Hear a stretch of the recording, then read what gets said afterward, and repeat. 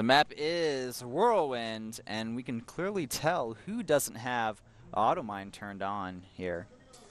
Yeah, spawning on the bottom right position. His name is SoulKey, nicknamed the Iron Zerg. And spawning on the left top position with the wrong logo. I think S2's trying to tell us something here. He wants to join Kespa Team 8 because that's the logo that he accidentally picked here. Well, Boxer is not going to be happy. I don't think he'll care too much, to be honest. He'll be like, I was on Slayer S for a while anyway. Well, in StarCraft 1, SoulKey did defeat S2 in 2011, January 24th, Pro League. But that is a bit over 2 years, so a lot of time to forget about losing a single match in Pro League and a lot of time to improve as well. Yeah. So the map is Whirlwind, and I do not expect any of the players to go for the temple because 1, they made an overload already, and 2, because the map is so large. Yeah. So I think we're going to see an early expansion from both of our players unless someone wants to play really safe. Yeah, definitely. I would be very surprised if we saw anything but the hatchery first from both sides here, but until then, we won't know yet. So we'll have to stick around and find out here. And so the drone going off, and look at this, SoulKey playing it a little bit safe, so S2 is going to take a little lead within the economic wars by going for the hatch first. Yeah. Actually, I got a question here on Twitter since we have a little bit of downtime. You know, it's the beginning of ZVZ, very passive stuff, guys. Chris Underwood asks me, hey, yeah, Whiplash, how'd you get in the casting? And basically, I used to cast. We do have the video coming out pretty soon about the whole how we got into the casting. So yeah, we did do a. Let's keep it secret until then. Well, I'll do like a little bit. I guess I'll give a little teaser. I mean, originally back when I was a player, way back when in like 2011.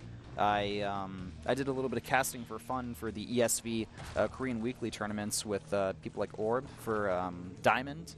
And the old iCup team who eventually became ESV. But I did a lot of those. I casted a lot of those with Orb, and that was fun. That was my first actual experience doing some real casting.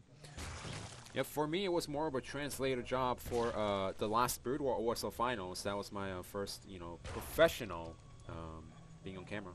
No, I can't even say mine was just like an amateur thing. Yeah. So here we are casting Pro League for you guys. We are the guys that were willing to risk it all to come out to Korea, so that's why we're here. Anyway, getting into the game here now, it looks like both players have managed to grab their expansions with SK Telecom's S2 grabbing his a little bit faster over SoulKey, but not the biggest difference. And he already is getting that Zergling speed as well, so it looks like things will be going quite well for him, but we do have Zergling speed being researched now for our Woongjin player as well. And SoulKey gets a complete scouting on his opponent's base and sees that his opponent's hatchery was slightly faster than himself. Now the bailing nest is going up by S2 because, like I said, his hatchery was up earlier. He got more drone. He was able to gain more economy, gain the advantage in the economic wars, and he's gonna have more gas to himself. That's why he got the bailing nest up first. But the map is so large; they are in diagonal position, so it's not gonna matter as much as someone might expect. Yeah, we also see a Baneling nest being plotted down there for SoulKey as well. Just wants to make sure that he's safe against any type of mass Speedling, Baneling kind of attacks. We do see some Zerglings in production for both players here, so it looks like we could see some aggression happen very soon here on this map. Yeah, so now is the problem. Now is the question of who makes a lot of Zerglings and trying to bust down their opponent's natural, and who's going to be the one who plays defensively and try to drag it into the mid-game, late-game, get the layer first, and get the mutas out first for themselves. I have a feeling that SoulKey is going to be on the defensive here because we do have S2 moving across the map. We have a Spine Crawler being built as well for SoulKey, but if we look at the drone count, S2 is far ahead, so if he can do a good amount of economic damage against his opponent, then he will secure a very solid lead here. Now we're going to have 4 Banelings out for Woongjin stars as SoulKey, and his nickname is the Iron Zerg. He loves defending. That's what he feels he's best at, so he's right at home right now. Yeah, actually, S2 just trying to scare his opponent while going for the layer first, a little bit earlier than his opponent, SoulKey. But like I said, this is a tiny difference when there's a huge distance from each base, so it's not going to matter as much. It really depends on how much damage both of these players can do with these Zerglings. Yep, all right, so SoulKey getting a solid scout. Same with S2. Both players going to get a full scout essentially on their opponents. Actually, S2 Zerglings not really seeing too much there, but I believe they did manage to spot that lair. Not even. Never mind. It was very close, though. Very close. But he can probably assume at this point what's going on here. And nice control from S2 there, really just hacking away at a few of those banelings. And now it looks like SoulKey wants to be the aggressor this time around.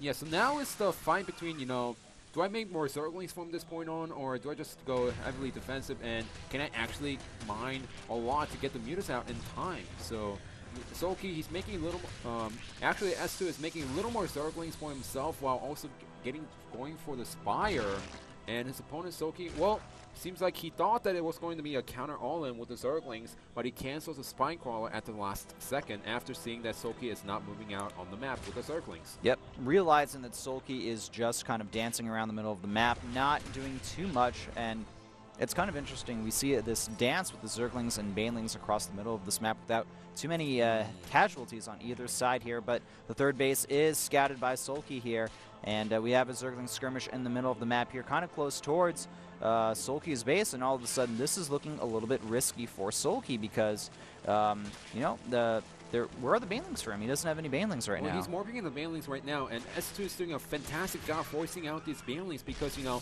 getting a pair of banelings means that you're going to waste 50 gas on each, which means 100 gas has been wasted, and also that means that you're going to have one less muta in the muta wars. That's true. Nice baneling connection here, and all of a sudden S2 sending a lot of Zerglings over to this third base. He may be able to force a cancel. We do have reinforcement Zerglings from SoulKey here, and it looks like he will be able to keep this base alive for now. But at the same time, SoulKey is doing a good job harassing this expansion from S2 here, but both players will save their third base. Actually, SoulKey is getting dangerously close, but he does take out the last pair of Zerglings at the last second, and look at this, SoulKey has up to 27 Zerglings, while S2 only has 10. Yeah, but both players are starting the Muta War right now. SoulKey going for the +1 attack, and that base is getting quite low on health. Will SoulKey be able to snipe it here? The Mutas are coming in to defend, but but more Zerglings surrounding the hatchery, and it's gonna get taken out. Unfortunate for S2 there. He was in a solid position, but now losing that hatchery, things are not going to go very well at all for him.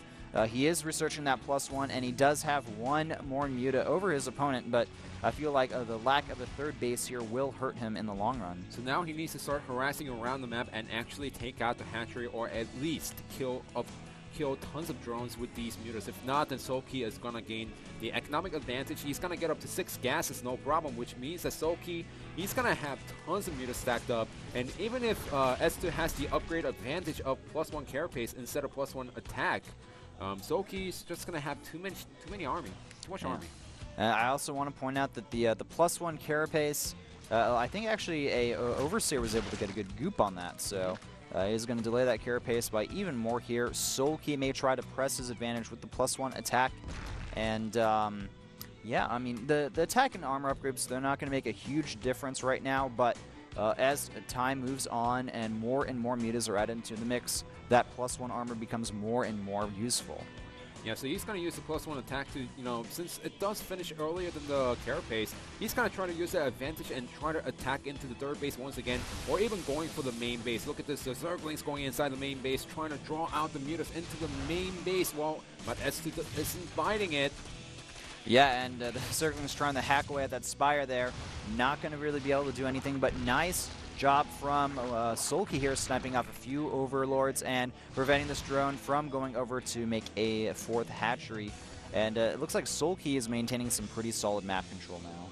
In addition, S2 actually is supply block at this point, which means that he can't actually make more mutas. He's going for the +2 carapace, but he needs to wait about a minute before it finishes, so, you know, that's pretty much far into the future, about a minute or two, and as SoulKey, with this advantage that he has, he could actually press on and attack in. Once again, SoulKey moving into the main base here. Now S2 will be able to prevent this from doing any damage, but I do feel like SoulKey has grabbed a pretty seizable advantage right now, And all of a sudden, these mutas, one does go down, but I mean, that's just a superior muta count for SoulKey. 27 to 21 mutas right now. And look at this. I think we're having a forced engagement here, but who will come out on top? The muta count is more in mutas. SoulKey's favor here, but it's getting pretty close. It could still go either way, but the muta count is still ahead for SoulKey, and he will force S2 to go back on the defensive, but he does have that defender's advantage. Yeah, he needs to make sure he doesn't overcommit here because 7 mutas are coming out on the way, actually 8 mutas,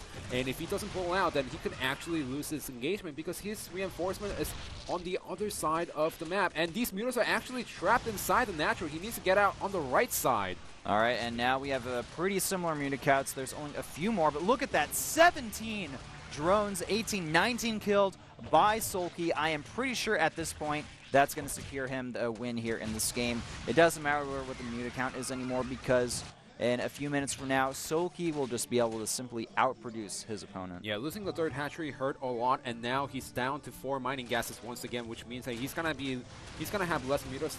Yes, he does have the +2 carry pace going on for him, but he's losing so many drones that it doesn't even matter if he has the upgrade advantage because he can't make any more mutas and match the production of SoulKey. In fact, I don't think there was any point in the game where S2 was able to attack into SoulKey's bases after his third base was taken out. And the +2 armor not complete for this fight. That could have made a humongous difference in this battle, but the problem right now is the muta count is superior for SoulKey, and he's going to be able to finish off the last of these mutas here, and that's going to be it.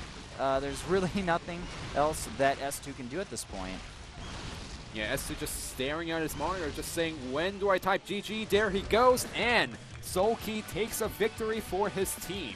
Indeed, so SoulKey deciding to, bring it back into the court of Woongjin stars.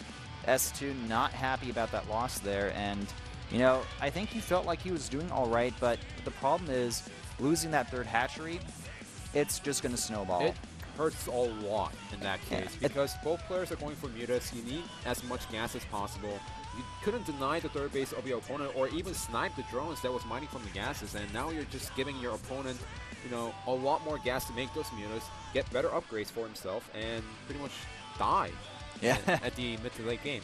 If you have more bases than your opponent, then he'll probably end up dying, guys. That's especially in ZVZ. Well, if you have less bases, not more bases. All right, guys. Currently the score 3-2 with Woongjin